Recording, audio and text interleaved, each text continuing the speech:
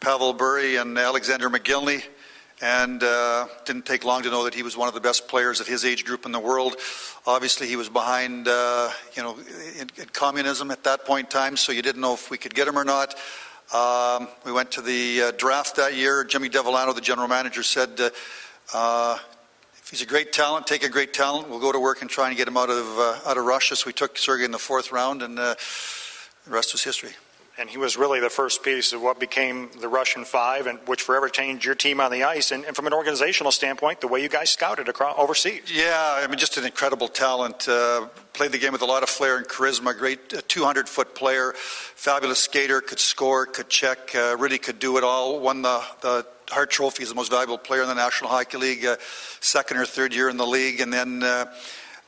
Scotty Bowman put together 5 Russian players, and we talk about the Russian Five, and really took our team over the top. Really, we won the Cup championships in '97, '98, and the Russian Five, our grind line, McCarty, Draper, and Maltby started to hang on to the puck more, and really, that's what ever since then, we've drafted, scouted, and developed puck possession, and I don't fish. I like to golf in the off season, but if I was a fisherman, I'm assuming you go to a fishing hole, and if you have luck, you go back to the fishing hole. And we got some great players out of Europe. We continue to go back to Europe. And Sergei, you landed one big fish. Well done, Kenny. Thank you so much. Those here in the hall at the Motor City Casino just heard a great interview with Ken Holland about how Sergei Fedorov ended up here with the Red Wings. And I hope many of you had the chance to see just a fabulous documentary that was aired on Sunday on ESPN. It was a 30 for 30. It's called Of Miracles in Men. And the program was really an incredible look at the birth of ice hockey in the Soviet Union and how Russia's national program evolved into a world power, just world-class players dominating international play for decades. That was all well and good, but in the 1990s, during a very tumultuous time in world history, a flood of those players sought political and professional freedom here in North America. And Sergei Fedorov was more than just one of those players. He was the best of those players. And for 13 seasons, fans in Detroit were blessed that Sergei played with the Wings. He's a remarkable player, with an even more remarkable story.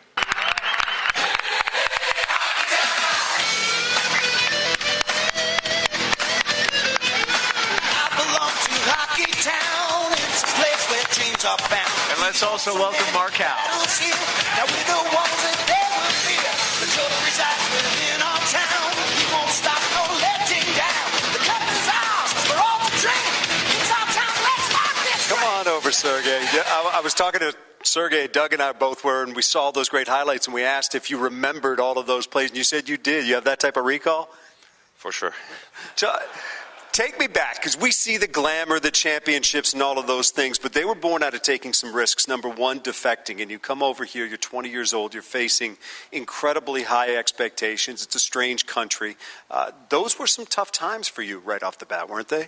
They weren't easy, but that's what you get when you're 20 and you just love playing hockey, and you want to play hockey up front of 20,000 people that are cheering you on. And one thing, too, that helped Sergei, if I have the story right, that helped him, coincidentally, on the signing bonus, you bought a Corvette? Actually, it was not signing bonus. It was a really nice gesture from Mr. Illich and Mrs. Illich, and they gave me a Corvette to drive. That's even better.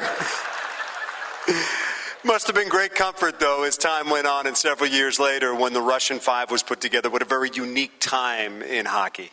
Absolutely. I could not believe it until even today that management of Red Wings organization believe in every one of us and select them to play together, because we represent different generations. Slava Fetisov I learned from. Vladimir Konstantinov, a couple of years older than me, and got to Red Army machine a little bit younger and earlier. And Slava Kozlov a little younger than me, and Igor Larionov. Those are players that we learned from that kind of a hockey.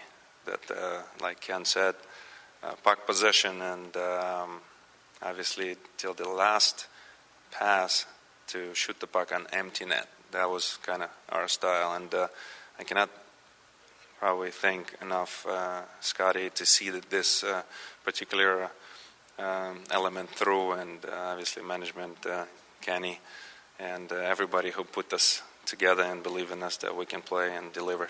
Well, Steve Yzerman once said there were only two other people that could dominate a hockey game individually like Sergei Fedorov. One was Mario Lemieux, the other was Wayne Gretzky. That's great company.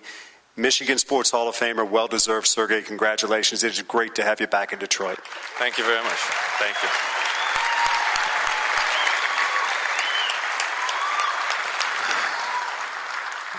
Time was running by, so I'm going to start real quick. Thank you very much for applause. It's very nice to be here. It's a huge honor to be inducted in Hall of Fame. Committee, Jim, thank you very much for your work. Unexpected. I'm so humble about that, and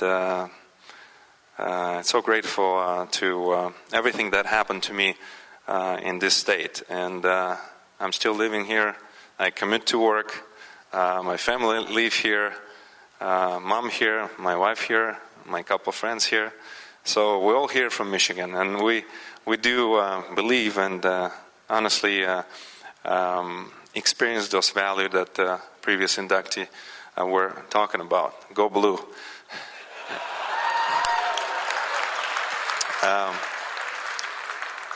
I'd like to say a couple of words what I do. I'm a manager of the hockey club in Moscow. It's called CSKA, formerly known as a Red Army. Famous club. We haven't won in 23 years. This time around, I like to say, under my third year, we have a chance to be champions this year.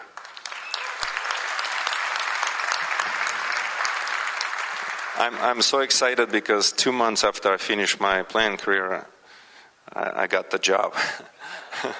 So obviously I was no manager, but I learned quick, and that's the part of Russia that and Russian sort of upgrowing developed in me. And when I came to Detroit, I immediately understood how important to work hard, to play hard, to fulfill your dreams, and some of them I did.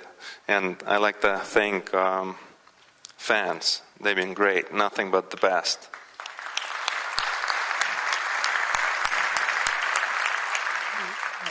They drove us through the wall because we had a lot of tough times. Before we won first cup, we had to battle 3 or 4 years to get to that point.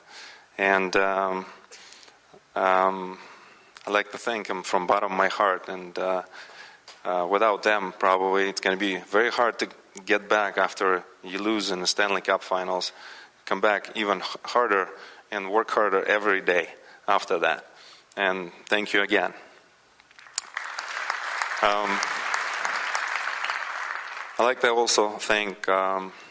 Illich, Mrs. Illich for giving me opportunity to management of the Red Wings, Ken, who drafted me and gave me this chance to become something that I become. And I think it was not easy, but as soon as I started speaking English, after that it was downhill.